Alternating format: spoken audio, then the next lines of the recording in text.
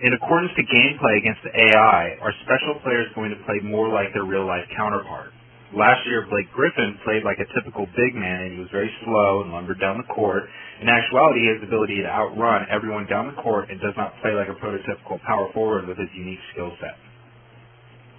There's kind of a two-part question there. It sounds like, one, are they going to play more like their real-life counterparts? And that's something that, we really pride ourselves on. And that's kind of I guess if I had to break it down, it's kind of a twofold process to replicate players. It's their animations that they're allowed to use, as well as the logic behind using those animations and kind of how they play on the court. So, we have a very, very complex tendency and ratings system under the hood that we take a lot of pride in, and that's something that, it makes the players do what they're supposed to do based on their real-life tendencies. And animation-wise, that's something that we always are pushing for. We try to get it that, a guy like Blake Griffin has the dunks that Blake Griffin has. He's got a new dunk package this year. A lot of players do. They have Derrick Rose is another guy that got a big boost to, his animation set. Basically, it's something that we always trying to push and always trying to improve on. And I think it's a lot better this year. And the second part of that was, will he move like a typical big guy, very slow. In-house we have this thing that's called the motion system, and it's basically it's all the movement that a player does when he doesn't have the ball. And our lead AI engineer worked on it, and it's a lot stronger this year. Movement's a lot more tightened up. And I think what you'll find is that you'll see a much more distinct difference between, the bigger kind of lumbering centers versus the more athletic, almost Bud-like big guys like Blake Griffin. So I think it comes through pretty well this year. Cool. How much will player ratings affect runners/floaters? Okay, so this is another neat thing that we added this year. This idea of, I think we just call it abilities. Yeah, and what abilities are. And so in the past we've had, these tendencies. A tendency to do a runner, a tendency to do a spin jumper, a tendency to do a Euro step. And that was basically, if a player is put into that kind of situation where one of those moves or shots would be appropriate, the tendency system would say, okay, this is how often he likes to do that move in that context. What we didn't have was a way to differentiate the ability of a guy to do that certain move. So I'll come back to Derrick Rose since he's like my favorite player right now.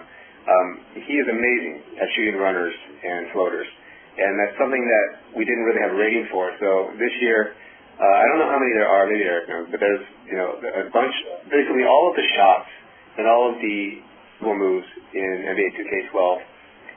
Each player has a rating for those moves and shots, and so it makes us able to differentiate a guy who likes to do something and also how good he is at doing something.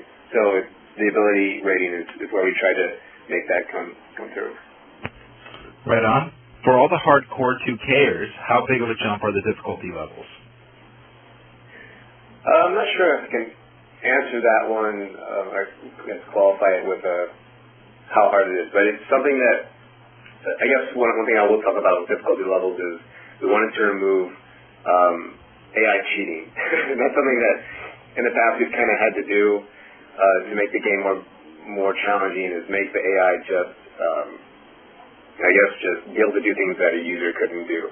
And that's something that wasn't really fun, and it wasn't really a way that we wanted to balance the game, but we kind of had to out of necessity. And for NBA 2K12, I think what the big push again was to make the AI just smarter and doing things that a user would do, but doing them I guess in an intelligent way rather than doing it in a cheating way.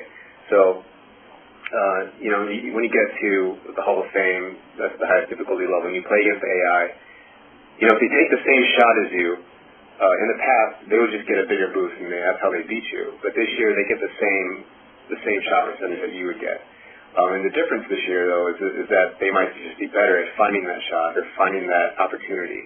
And so I think that that's something that, for me, again, it goes back to what we try to do with the AI. We want the AI to feel like you're playing against another user.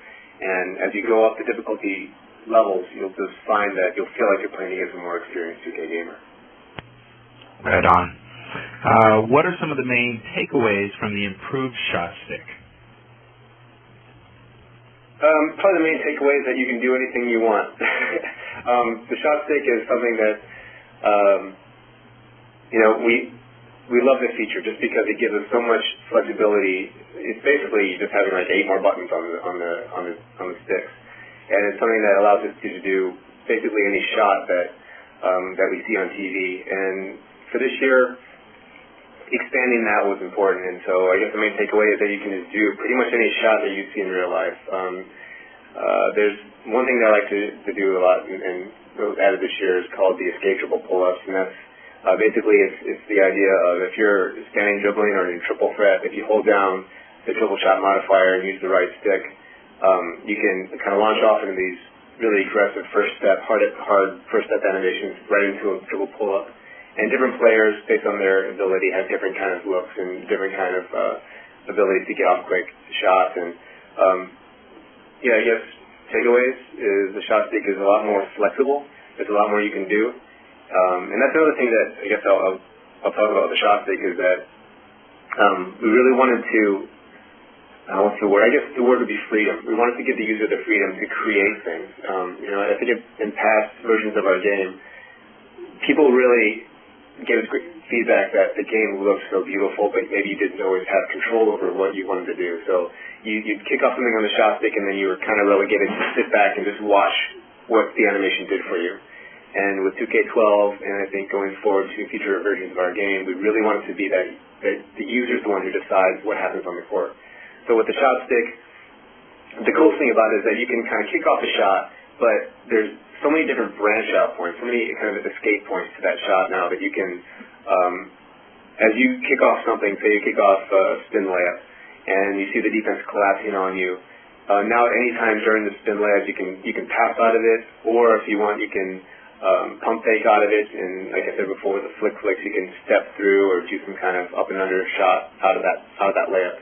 So it's just a lot of ways to create kind of those highlight plays that you see on TV, and that's something that 2K basketball, I think, it stands apart from some of the other sports games in that, the user, it's a game that looks beautiful at all times, but it's also a game that now you can feel like you're doing exactly what you want to do on the court at all times. Right on. Thanks, Mike. And sticking with that topic, let's jump down to the next question. Each player's jump shot is usually animated almost exactly like his real-life jump shot. However, it looks like each year, each player's jumper is tweaked to make it look even more accurate to the real thing. Can you explain the process you guys go through to update something that appears so tedious and probably trivial to the casual player? Well, tedious is a good word for this one, because this is something that I spend a lot of my year on. The process, it's actually really simple. Like I said, we have a great partner in the NBA, like Eric said before, and we have a lot of access to game footage. And there's just, it's a rough life, but I have to spend a lot of time just watching games and watching players shoot. And from there, it's going in and trying to match up what we have in the game to what we see on TV. Or if we don't have it, then we have to find talent, and we have to find mocap talent to come in and try to replicate those shots. But again, going back to that whole shot compositing tech that we talked about earlier in the call, one of the reasons I really wanted it is because we have a jump shot for a guy, say Kobe shot, but the way it was motion captured, the way that it came through out of from that data, maybe it didn't look quite right. Maybe the upper body looks great, but maybe his legs were a little off, and that's what I found with Kobe's. I didn't like how his legs looked last year when he jumped, and so with shot compositing, it was so much easier. What I did with basically all the players in the league this year was look for those two pieces individually.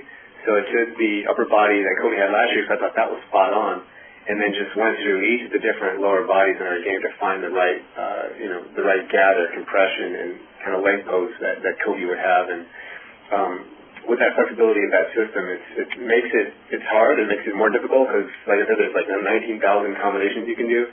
But at the same time, for me, it makes life easier because I can just go through each of those different shots and try and find the right one. But signature shots, it's something that, again, 2K games is kind of known for it. It's expected now, and it's something that we love and something I personally love to do is just make the game look as authentic as possible. So it's a tedious process, but a fun one as well. Okay, so this next one is kind of a two-in-one question. Will NBA 2K12 feature a hot/cold streak during a game? Everyone saw LeBron shut down later in the playoffs based on his performance. Is there an in-the-zone attribute that dynamically changes for shooters like Jordan? I kind of feel bad for LeBron. I do too. Yeah, we don't have any code in the game that just says LeBron stops playing in the fourth quarter or anything like that, but we do have a hot and cold streak system. It's actually been in the game for several years now. This year has refined it a bit. How it works is basically as you do things on the court that are positive, you either get a rebound, get a steal, get an assist, make a shot. It kind of makes your player. It warms him up until he gets hot, and then there's this little icon that comes up on the screen that kind of lets you know, if this guy's hot now, you should probably use him. And what that being hot does is it kind of boosts that player in a number of different areas. And then he gets cold. If you start to miss shots with a guy, shot after shot, he starts to get colder and colder, and so that's there. As for kind of this in the zone attribute. Like I said, we don't have anything hard-coded that says LeBron just shuts down, but we do have this feature that's been in the game also for a long time called clutch factor. So clutch factor is kind of how we deem a player's ability to perform in kind of situations that are deemed clutch. So ends of quarters, ends of important games, things like that. So we use those two tools to replicate whether a player can perform well in those moments or whether he kind of chokes and pulls LeBron. Right on. And jumping back up to one that we skipped earlier while sticking on the while sticking on the shot topic, could you guys discuss the team's usage rates from last season? For example, what was the most used team, the least used? And on that note, assuming the Heat were the most used team, did you guys receive a lot of complaints about them being too powerful? I don't have in front of me who the least used teams were, but I know the three most used teams in order were the Heat, the Lakers, and the Celtics. And that's, Heat aside, the Lakers and Celtics have been, the most used teams for a number of years now. People just tend to gravitate to those teams, whether it gives them the best chance of winning or because they are the most popular teams in the league, whatever that case may be. As far as the Heat being too powerful, no, I really didn't feel like people kind of complained about that. I mean, the big three are what they are, big 2.5, whatever you want to call them. Whenever I play the Heat online, though, I know exactly how to beat them. I mean, you gotta have strategy in this game. And I think in NBA 2K12, with the improvements they've made, to play calling and calling specific plays for players, you really have all the tools you need to, take down these difficult teams. When you play the Heat, go after Joel Anthony and go after the other players. Don't try and, beat LeBron off the dribble or Wade. Just focus on the areas that, give you the best chance of winning. So I don't really think that people think these teams are too powerful. I think it's the Heat are an excellent team, and whenever you go up against them, you got to use strategy to beat them, or you're going to lose. Right on, guys. And with less than 10 minutes left on this call, I want to jump down to the online features. So first question we got in this batch: which multiplayer feature are you most excited about?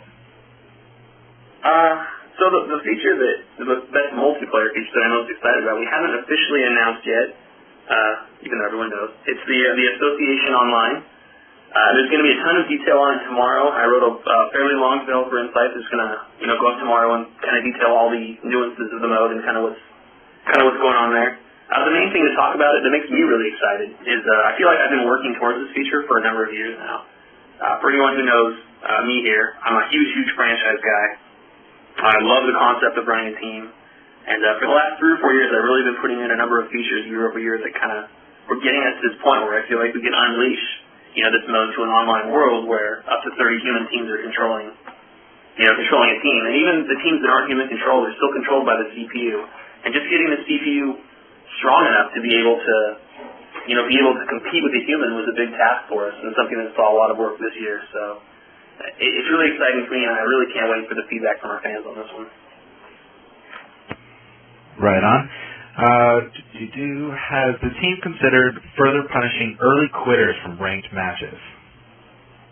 I think we're always looking at ways to kind of make the rankings, I don't want to say a little more fair, but to kind of incentivize people to finish matches, and obviously to punish them for quitting out early or just quitting out for whatever the reason may be.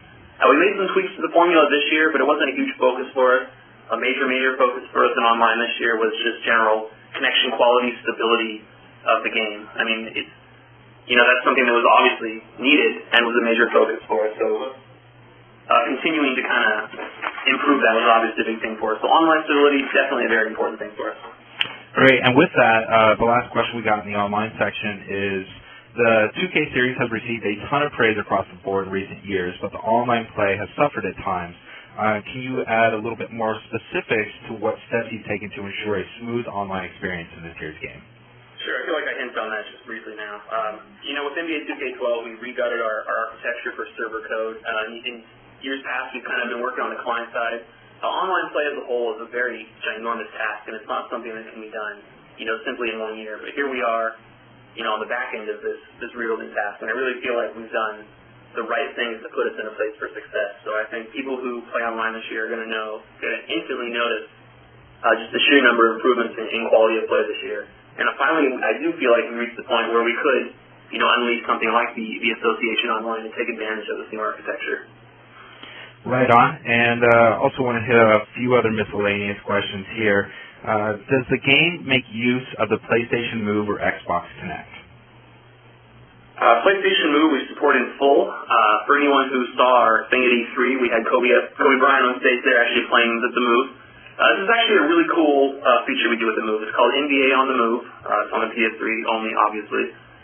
This is the mode that Grandma or Mom can play. Basically, you don't control the players on the court. They're kind of running CPU plays.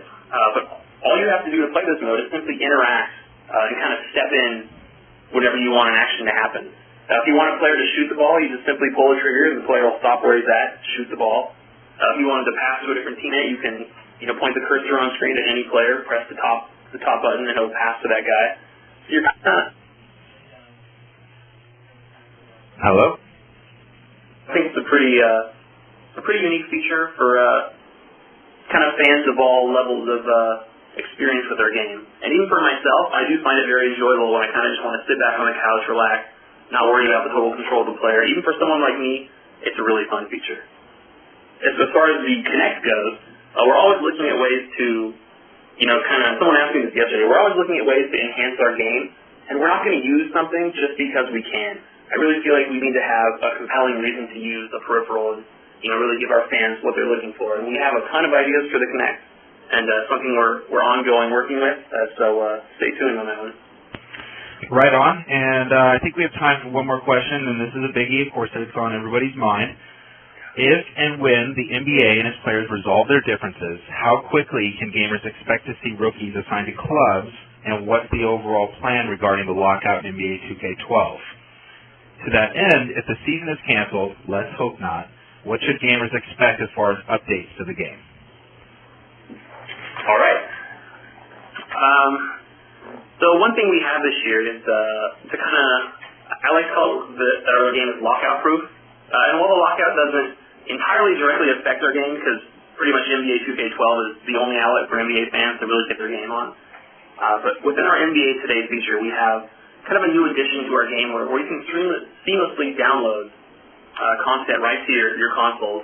And that content can be things like court floors or uniforms or player heads, such as rookies, tattoos, new shoes, just anything you kind of see visually, we can kind of send down to the players. And this is really cool because we've never been able to do this. Like last year, we kind of snuck in a court floor and a patch, but really we've always had to rely on just waiting for next year's game before getting some of this down. So, when the lockout comes to an end, there might be a team that's going to come out and say, hey, we have this new court floor, we have new uniforms. In years past, fans just kind of had to wait for, next year's game. This year, we can actually get the assets from the NBA, build them internally, test them, and release them to our fans right through our sync service. This is a free service. We don't charge for it. You just turn your game on if you're online connected, and you don't have it, we just send it right down to you. So it really, blows open the doors as far as if anyone's concerned that they might feel like they're getting, a gimped version of the game this year, they just feel like they're missing something because of the lockout. We've really made our game lockout proof, and we've really had, the best interest of our fans in mind with this feature. So I feel really good about what we did here. I don't think any sports game has really gone to the level of detail we've gone on this one. It really allows us to do anything we want. And one other aspect of it that we haven't really talked about much is the shoes part of it. I know everybody mentioned we can do shoes. But we actually have a deal in place with Nike and Jordan this year where we're going to be downloading signature shoes all season long. So whenever the LeBrons are released or you know, the new Kevin Durant's or the new Melos or the new Jordans. Those are going to be available in our game the day of release, and you'll be fully customizable within the Nike ID interface. So a lot of things going on this year. Obviously, we had more features than we could talk about this year. Big year for NBA 2K12, and I look forward to everyone picking it up next Tuesday and sending us all your feedback.